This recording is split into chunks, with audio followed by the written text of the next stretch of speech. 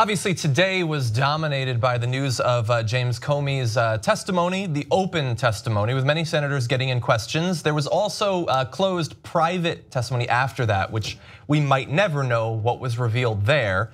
But we're gonna break down some of the different things that Comey revealed, because although we had his written testimony yesterday, the questions were much more revelatory, his answers to those questions. And one thing that I wanted to focus on here is the interactions between Donald Trump and James Comey, and Comey's descriptions of them, but also the attempts by Republicans to sort of use selectively the language of James Comey to misinterpret, mischaracterize what Comey is saying. So here, first of all, is the word hope, how we interpret the word hope. I don't know well enough to answer. And the reason I keep saying his words is, I took it as a direction. Right. I mean, this is the President of the United States with me alone saying, I hope this.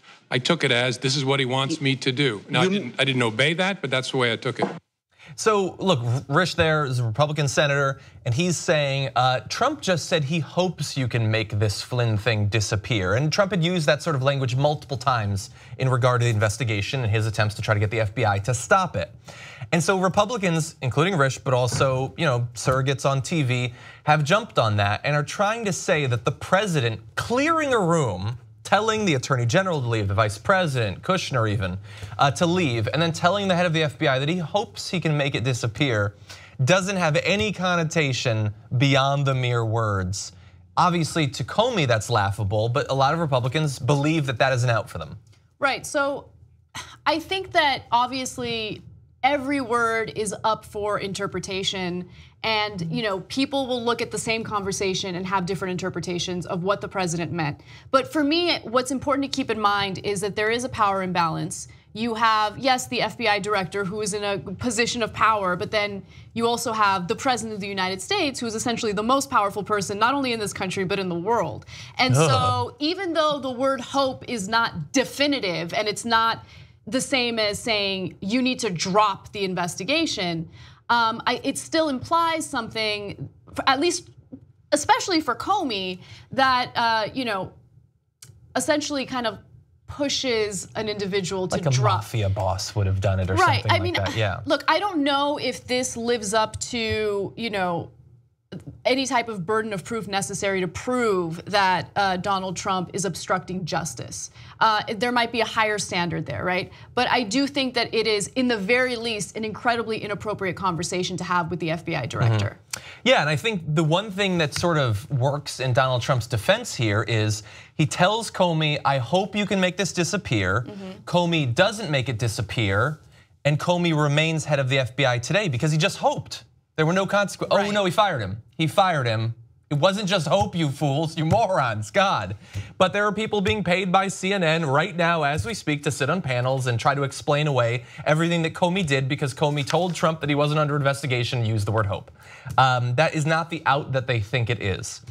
And as we continue to break down, or as Comey broke down today, all the various ways that Trump tried to stop the investigation, tried to put pressure on him, whether the other heads of the various intel organizations would use the word pressure or not. If you're a Republican and you still don't think that Trump has done anything wrong, or if you're a blind lib with your head in the sand, who would go to all this trouble to continually clear the room, to try to put pressure on people like Comey, to do all of this to hide nothing? If there was nothing there, why would there be a multi-month campaign that Trump seemed to understand was likely illegal? That's why he kept trying to do it behind closed doors in private with people like Comey. Why go to all those lengths if there wasn't anything to be found by the investigation? You don't actually believe that. And I'm just trying to appeal to people to be reasonable. You may have other things you'd rather focus on, or there may be partisan reasons why you don't want to talk about this if you're a Republican, but just try to be reasonable. Nobody acts that way. Right, exactly. And also, there might be other issues that you want to talk about, but you can do both. You can pay attention to what's going on with this Russia probe, with possible obstruction of justice by our president, in addition to talking about what's happening with policy and all that. Now, the one thing that I thought was also incredibly interesting about his testimony is the reaction that Comey had after Trump had asked him to make the investigation go away, right? Or that he hoped that it would go away. Apparently, Comey testifies that he had no reaction. He didn't change his facial expression. He didn't say anything. He didn't make any gesture. He just stood there and stared at him, and they just stared at one another in awkward silence. And I can't even imagine how incredibly uncomfortable that would be. Melania can. Well, that's a good point. That's totally unnecessary, but sorry. Yeah, right. So, yeah, and that was when Comey apparently felt uncomfortable enough to start writing down in memos the types of interactions he was having with Trump. Yeah, and look, one of the talking points that you're gonna hear is if he thought that what Trump was doing was so inappropriate, why didn't he do anything at the time? They've been saying that. Republicans have been going on MSNBC and CNN to say that. But the counterpoint is obvious.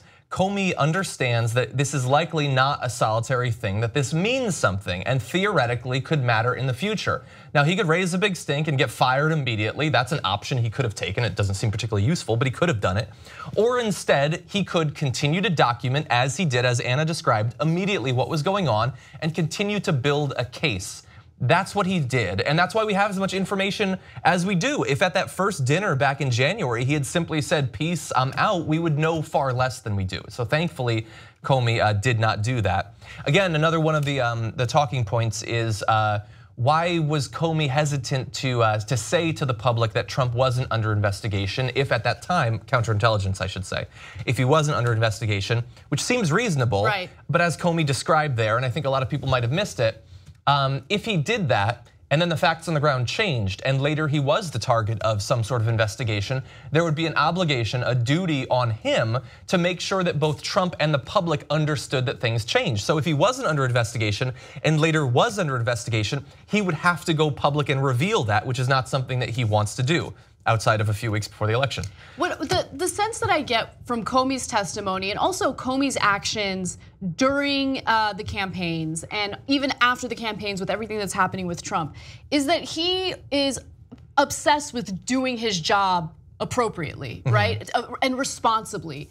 And in that quest to do his job with as much integrity as possible, sometimes he makes moves that look really, really bad for optics or negative, right?